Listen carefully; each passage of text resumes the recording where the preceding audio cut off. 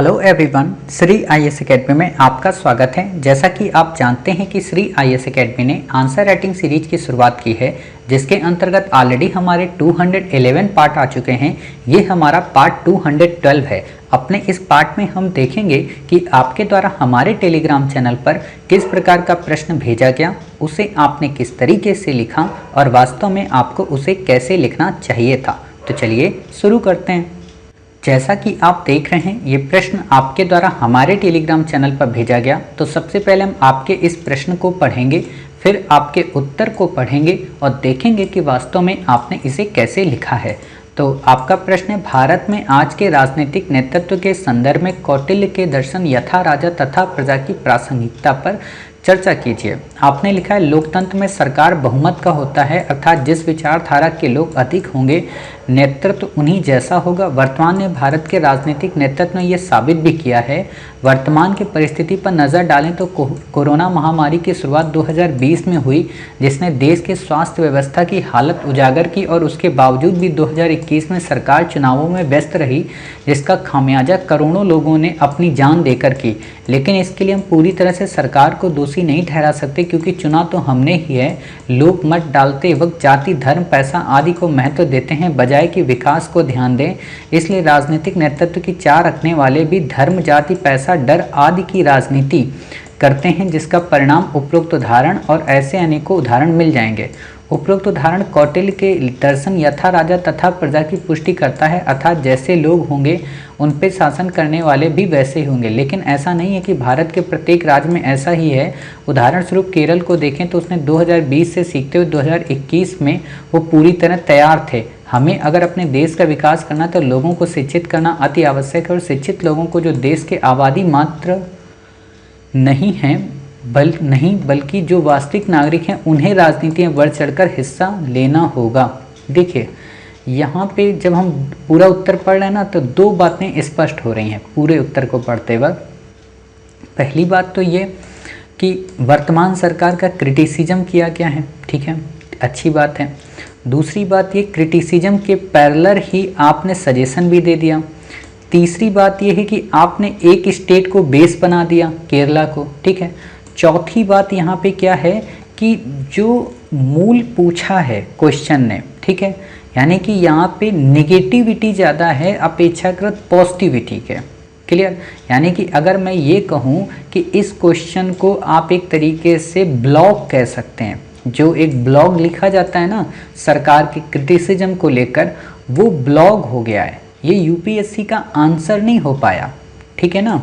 मतलब वैसे अगर मैं कहूँ तो अच्छा लिखा है, यहाँ पे कोई दिक्कत नहीं, लेकिन यूपीएससी के आंसर के अकॉर्डिंग नहीं लिखा। अब आप सोच रहे होंगे सर यूपीएससी का आंसर का मतलब क्या होता है।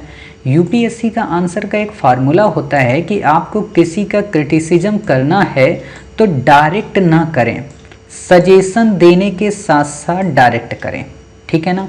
अब यहाँ पे दो बातें कि आपने जब ये कह दिया, सपोज करना आपने ये कह दिया कि जब कोरोना का टाइम पीरियड पीक पे चल रहा था तो सरकार चुनावों में व्यस्त थी, जिस कारण खामियाजा करोड़ों लोगों को भुगतना पड़ा। इंपॉर्टेंट बात क्या है, चुनाव आयोग क्या कर रहा था, पहली बात। दूसरी बात यह है कि गलती किसकी है, चुनाव आयोग की या सरकार की, ठीक है। देखो अब यहाँ पे दो चीज़ें, ये दिमाग मत लाना, डिबेट मत करना मुझसे कि सर चुनाव आयोग तो सरकार के इशारों पे चलता है, वो नहीं, वो एक अलग मुद्दा है, ठीक है। मतलब मोटे तौर पर क्या है कि चुनाव आयोग ने क्या ऐसी कोशिश की, क्या मीडिया के साथ ऐसी कोई ब्रीफिंग की कि हम चुनाव को रद्द करना चाहते हैं, नहीं की। और आप अमित शाह जी का इंटरव्यू देखेंगे तो उन्होंने भी इसमें एक जिक्र किया कि चुनाव आयोग जाने। अब ये बात अलग है कि चुनाव आयोग उनके कंट्रोल में काम कर रहा था कि अनकंट्रोल होकर काम कर रहा था, वो एक अलग मुद्दा है। अब जब आपने क्या किया, चुनाव आयोग पर ही प्रश्न चिन्ह उठा दिया, हालांकि आपने क्या किया, गलत डायरेक्शन में अपना तीर चला दिया सरकार पे। आपको चुनाव आयोग पे तीर चलाना चाहिए था, और चुनाव आयोग पे तीर चलाने के लिए यहाँ स्कोप है नहीं। तो यानी कि सीधा सा मतलब क्या है कि ये डिबेट वास्तव में यहाँ उपयुक्त नहीं है। समझ गए? ऐसे कटता है क्वेश्चन हमेशा। एक चीज़ मैं आपको बता दूँ, यूपीएससी एक तरीके की केस स्टडी होती है। केस स्टडी का मतलब जो दोषी है आप उसे सजा दोगे, ना कि जो दोषी नहीं है। मतलब सिंपल सी बात है, कोई मर्डर कर रहा है और आप वहाँ सामने खड़े हैं और वो मर्डर कर रहा है, ठीक है, तो जो मर्डर कर रहा है वो तो दोषी है ही, आप देख रहे हैं तो आप भी दोषी, लेकिन आपको फांसी की सज़ा नहीं होगी। फांसी की सज़ा किसे होगी? जिसने मर्डर किया है। आपको सज़ा इस बात को लेकर हो सकती है कि आपने बचाने का काम नहीं किया। क्यों नहीं किया आपने? ठीक है, डांट थोड़ी पड़ सकती है, कुछ दिनों के लिए जेल जा सकते हैं, लेकिन इसका मतलब ये नहीं कि आपको फांसी दे दें। वही चीज़ यहाँ पे आपको करनी है कि दोषी तो दोनों हैं, सरकार भी है वो भी है, लेकिन दोषारोपण सरकार पर आप नहीं लगाएंगे और इस दोषारोपण को बेस बनाकर आप यथा राजा तथा प्रजा की बात नहीं करेंगे। समझ रहे हैं ना मेरी बात को? चलिए, इतनी बातें आप समझ गए। अब बात यहाँ पे क्या आती है कि राजनीति नेतृत्व की चाह रखने वाले भी धर्म, जाति, पैसा, डर आदि की राजनीति करते हैं, जिसका परिणाम उपरोक्त उदाहरण है और ऐसे अनेकों उदाहरण मिल जाएंगे। एक बात बताइए, राजनीति बुरी है पता है, वर्तमान सरकार बुरी है ये भी पता है, लेकिन ऐसी कौन सी सरकार है जो अच्छी है? हर एक सरकार में कुछ ना कुछ कमियां हैं। तो जब हर एक सरकार में कुछ ना कुछ कमियां हैं तो किसकी रिस्पॉन्सिबिलिटी ज़्यादा हो जाती है कि उन कमियों को दूर करे? एक तो जनता की और दूसरी प्रशासक की।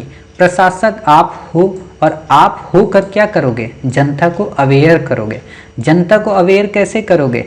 सरकार को अवेयर करके कि सरकार ये पॉलिसी अपनाए। अब वो बात अलग है कि सरकार आपकी बात मानेगी नहीं मानेगी, इसी को पर्सुएशन बोलते हैं एथिक्स में। कि मान लीजिए लीडर आपकी बात नहीं मान रहा तो आप क्या करेंगे? तो हम साहब 10 बातें लेकर जाएंगे, उसमें अगर 4 बातें मान ले रहा तो यही बहुत बड़ी बात है। 6 नहीं मान रहा है, 6 अगली बार 10 के साथ मिला के ले जाएंगे, तो हो सकता है उन 6 में से एक और कोई बात मान ले। उसी को पर्सुएशन बोलते हैं जब हम पढ़ते हैं एथिक्स की क्लास अपनी, ठीक है। तो यहाँ पे सीधा सा संबंध ये है कि आप इसमें बिल्कुल सिंपल तरीके से बताएंगे कि साहब कौटिल्य का दर्शन के अंतर्गत क्या क्या बातें हैं, या वर्तमान नेतृत्व तो कैसा है, उस नेतृत्व की खूबियाँ क्या, क्योंकि यहाँ पे खूबियाँ कहीं नहीं आई। आप एक चीज़ ये देखिए ना, देखो निगेटिविटी के चश्मे से हर चीज़ नहीं देखी जाती। यूपीएससी में यही खूबी है कि आपको 2 धाराओं पे चलना होता है। एक होता है राष्ट्रवादी धारा और एक होती है मार्क्सवादी धारा। एक होती है समाजवादी धारा तो एक होती है सबल्टन धारा। एक होती है पूंजीवादी धारा तो दूसरी होती है क्या? सर्वहारा की बात। तो ये जो धाराएं हैं इन पे हम जब क्वेश्चन आते हैं तो क्या करते हैं? एक को पकड़ते हैं, दूसरे को काउंटर करते हैं।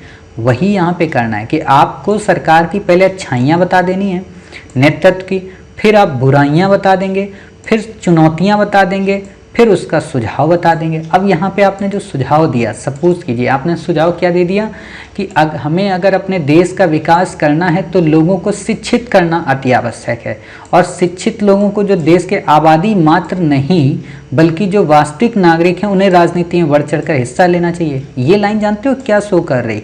ये लाइन ये शो कर रही है कि अगर व्यक्ति शिक्षित नहीं है तो वो राजनीति के योग्य नहीं है, पहली लाइन। दूसरा, अगर व्यक्ति शिक्षित नहीं है तो देश का डेवलपमेंट नहीं हो सकता। तीसरा, अगर व्यक्ति शिक्षित नहीं है तो रियल में वो नागरिक ही नहीं है। मतलब आप इस लाइन को लिख तो दिए, इस लाइन का मर्म भी तो समझ जाइए कि लाइन कहना क्या चाह रही। और आपने अगर इतनी बातें कह दी तो आप यकीन मानिए कि आप कहीं ना कहीं अपनी शिक्षा को एक तरीके से क्या कह रहे हैं कि हम एस्ट्रोक्रेट वर्ड्स हैं। मतलब हम जो लोग हैं शिक्षित हैं तो हम ही ज्ञानी हैं, जो अशिक्षित हैं वो उतने ज्ञानी नहीं हैं, उनको देश की राजनीति में पार्टिसिपेट करने का कोई वो नहीं है। अब आप ये मत कहना कि सर मेरा मतलब ये नहीं था, लेकिन लाइन का मतलब यही है, ठीक है ना।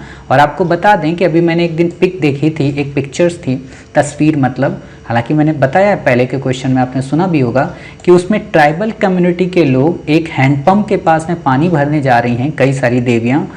तो उन्होंने क्या किया कि उन लोगों ने गोले बना रखे हैं उस हैंडपंप के पास में, और एक देवी जी जब वहाँ पे पानी भरती हैं तो दूसरी देवी जी इस गोले पे खड़ी रहती हैं। अब आप बताइए ट्राइबल कम्युनिटी की जो एजुकेशन लेवल है क्या वो आपसे ज़्यादा है? बिल्कुल भी नहीं। लेकिन आप ईमानदारी से बताइएगा, हालांकि हमें बताने की ज़रूरत नहीं है, कि जब कोविड-19 की फर्स्ट वेव चली गई, सेकेंड वेव जब आने वाली थी, उसके पहले हम सब ने कितनी बार मास्क पहना, कितनी बार मास्क को सही से यूज किया, कितनी बार हमने अपने हाथों को सैनिटाइज किया। हम लोग भी अवेयर हो गए, है ना। शिक्षित लोग ही, आज जितने लोग कोविड-19 सेंटर में हैं उनमें अधिकांश शिक्षित लोग ही हैं। रोज मोबाइल टोन ये कहती थी कि मास्क जरूर पहनिए, सोशल डिस्टेंसिंग का पालन करिए, लेकिन हम ही शिक्षित लोग थे, है ना। तो इस चीज़ को समझिए थोड़ा सा कि जो हम लिखते हैं उसका वास्तव में इम्पेक्ट क्या पड़ता है। और यही चीज़ें जब आप यूपीएससी में लिख देते हैं, फिर आकर कहते हैं कि हमने आंसर तो लिखा था सर, बट नंबर नहीं दिए गए। नंबर ना देने का रीज़न यही होता है कि वो देख लेते हैं कि अच्छा आपने जो लाइन बताई है उसमें ये कमियां हैं, ठीक है। तो ये चीज़ें करें। एक और बात, यहाँ पे आपने आंकड़ा ये एक गलत दे दिया है। आपको पता होना चाहिए कोविड-19 का नाम कोविड-19 क्यों है ना, 19 वहाँ क्यों है, क्योंकि वास्तव में कोविड-19 2019 में आया था, तो इसलिए उसे कोविड-19 कहते हैं। आपने यहाँ पे 2020 किया, ठीक है, आप ये नहीं कह सकते। अब यहाँ पे लिखने का तरीका क्या हो सकता था कि 2019 में शुरू हुई कोविड-19 की महामारी ने भारत में 2020 में अपने प्रसार की शुरुआत की, ऐसे इस लाइन को लिखिएगा, नहीं तो ये तथ्य भी आपको गलत कर देगा, ठीक है। और कोविड-19 को यहाँ पे आप बताइए, लेकिन एक वे में, खास तौर पर देखो कोविड-19 को आपने यहाँ पे एक और काम कर दिया क्या कि भारत सरकार की जो उपलब्धियां हैं जितनी भी प्रीवियस टाइम की पार्ट की, कोविड-19 में अगर फेल हो गई सरकार तो सरकार यानी कि हर मोर्चे पर फेल हो गई। आपने ये दिखा दिया यहाँ पे, समझ रहे। तो इस चीज़ को भी यहाँ पे ध्यान देना है कि कोविड-19 पे या धर्म पे अगर सरकार फेल हो गई तो तब क्या सरकार को फेल मान लेंगे। सपोज कीजिए कोई बंदा प्रीलिम में फेल हो जाता है तो क्या हम ये मान लेते हैं कि उसको यूपीएससी का नॉलेज नहीं है? बहुत नॉलेज होता है। कोई मेंस में फेल हो गया तो क्या हम कह सकते हैं वो यूपीएससी के लायक नहीं है? कोई यूपीएससी में ही फेल हो गया तो क्या हम कह सकते हैं कि वो इंसान ही नहीं है? ये चीज़ें होती हैं, यानी कि किसी भी एक डिसीजन का गलत हो जाने से हम ये नहीं कह सकते कि पूरा का पूरा सिस्टम गलत हो गया, कुछ तो अच्छा हुआ होगा। इसीलिए हमेशा आप जब सरकार में जाएंगे, आईएएस ऑफिसर जब बन जाएंगे, तो आप वहाँ पे जाके 2-3 चीज़ें बहुत अच्छा सीखेंगे। लवासना ट्रेनिंग सेंटर में आपको यही चीज़ें सिखाई जाएंगी कि आपको जो 100 काम दिए जाएंगे सरकार के द्वारा, ठीक है, मान लीजिए आपको 100 रुपये दिए गए सरकार के द्वारा कि ये 100 रुपये आपको लोगों को बांटने हैं, ठीक। अब 100 रुपये अगर आपको एक रुपये हर व्यक्ति को देना है तो जरूरी नहीं कि आपके निचले जो कलीग्स हैं वो 100 के 100 लोगों को पहुंचा देंगे। वो क्या करेंगे, ज़्यादा से ज़्यादा 25 लोगों को पहुंचाएंगे और 75 का पैसा बीच में ही खा जाएंगे। तो आप क्या कहेंगे, वो स्कीम फेल है? बिल्कुल भी नहीं फेल है, वो स्कीम सफल है। 25 को तो मिला ना, अगला 100 हम फिर लेके जाएंगे, फिर 25 को मिल गया ना। ये इंपॉर्टेंट बात है। अब बात यही होती है कि इस चैन को कौन तोड़ेगा, ट्रांसपेरेंसी कौन लाएगा। उसके लिए हमने क्या किया, डायरेक्ट बेनिफिट ट्रांसफर कर दिया। तो अब क्या हुआ, पहले 25 को पहुंचता था तो अब 50 को पहुंच जाता है, लेकिन फिर भी 50 है। सरकार का यही कहना होता है, जब भी आप सरकार की पॉलिसी पढ़ेंगे ना, वो कभी 100% पे नहीं आती है कि 100% हमारा हो जाए, क्योंकि गवर्नमेंट 100% कर ही नहीं सकती। जैसे यूपीएससी का सिलेबस आप 100% कवर ही नहीं कर सकते, 100% यूपीएससी है ही नहीं वास्तव में, इसीलिए क्योंकि आपको अभी से सिखाया जाता है कि कोई भी चीज़ 100% नहीं होती, हर चीज़ में कुछ ना कुछ कमियां होती हैं और उन्हें आपको एक्सेप्ट करना पड़ेगा। आप क्या कह सकते हैं कि यूपीएससी का एग्ज़ाम में किताबें नहीं है, नोट्स नहीं है, 100% इसका सिलेबस कोई फिक्स नहीं है तो हम यूपीएससी नहीं देंगे? यूपीएससी की कहेगी ठीक है मत दो, आपके जैसे बहुत सारे लोग हैं। तो ये समझना पड़ेगा। तो यहाँ पर थोड़ा सा आप सुधार कीजिए। इस उत्तर में राजनीतिक नेतृत्व के बारे में बिल्कुल बेसिक से बताइए कि कैसे उसके अंदर जवाबदेही होती है, उत्तरदायित्व होता है। जब वो आप वर्ड शुरू में देखो मेंशन कर देते हैं कि नैतिकता होनी चाहिए, जवाबदेहिता होनी चाहिए, आदर्शवादिता होनी चाहिए, ठीक है, उत्तरदायित्व का लक्षण होना चाहिए, पारदर्शिता होनी चाहिए, भ्रष्टाचार से निर्मुक्त होना चाहिए, वंशवाद उसके अंदर नहीं होना चाहिए, ठीक है, अपराधीकरण नहीं होना चाहिए। जब ये चीज़ें आप देखेंगे, ठीक है, धर्मनिरपेक्ष होना चाहिए, तो ये चीज़ें देखने के बाद आप फिर इसको वर्तमान परिस्थिति से तुलनात्मक अध्ययन करें। क्या वर्तमान में राजा धर्मनिरपेक्ष है, लोकतांत्रिक रूप से धर्मनिरपेक्ष है, लेकिन निजी धर्म को बढ़ावा देता है, ठीक। दूसरी बात, राजनीतिक जवाबदेहिता है तो नहीं साहब, पार्टी के हित की बात करता है, देश हित में कभी कभी उदासीनता बरत देते हैं, कभी कभी। ये वर्ड बहुत अच्छे होते हैं कि कभी कभी, ठीक। क्या सामरिक दृष्टि से इसका नेतृत्व करता है, तो हाँ साहब है, सर्जिकल स्ट्राइक जैसे एग्जाम्पल दे सकते हैं। क्या भ्रष्टाचार में संलिप्त है, हालांकि वो तो स्वयं भ्रष्टाचार में संलिप्त नहीं है, लेकिन कई सारी ऐसी गतिविधियां हो जाती हैं जो कि भ्रष्टाचार डायरेक्ट ना होकर इनडायरेक्ट शो कर देता है। क्या उत्तरदायित्व तो है? हालांकि पहले तो उत्तरदायित्व रहता था, लेकिन वर्तमान समय में कोविड-19 के पैंडेमिक के दौर में उत्तरदायित्व में कमी आई है। ये नहीं कह सकते कि उत्तरदायित्व खत्म हो गया, उत्तरदायित्व में कमी आई है। शब्दों को भी होता है ना, हम किसी को डांटें तो ऐसा डांटें कि सुधार भी हो और उसको बुरा भी ना लगे, ठीक है। तो वही चीज़ें यहाँ पे करना है। अब फिर बात आती है क्या कहते हैं अपराधीकरण की, कि खुद तो अपराधी नहीं है लेकिन अपराधीकरण के लोगों को राज्य सरकार में या सरकार में प्रमोट करता है और उसके प्रति उदासीन बरतता है। अतः इन बातों पर ध्यान देने की आवश्यकता है। ऐसे आप लिख सकते हैं, तभी हम एक न्यू इंडिया का गठन कर सकते हैं, नए भारत का गठन कर सकते हैं।